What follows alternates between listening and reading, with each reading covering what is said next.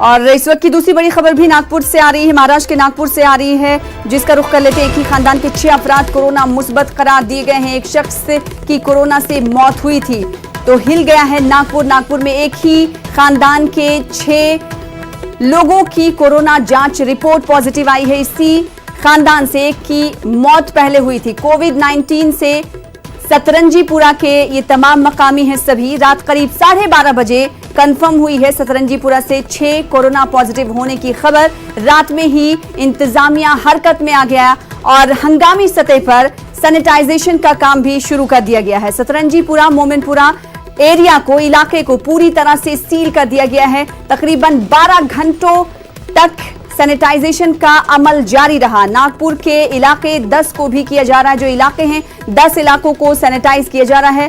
और Mankapur talkies, Sai Mandir, Hanuman Mandir, Kirad layout, post office line, Anjum भैया की लाइन, हनुमान मंदिर, मजीद मदरसा इलाके सैनिटाइज किए गए। ये तमाम इलाके हैं जो इस खबर आने के बाद सैनिटाइज किए जा रहे हैं। पूरा एरिया, पूरा इलाका सील कर दिया गया है।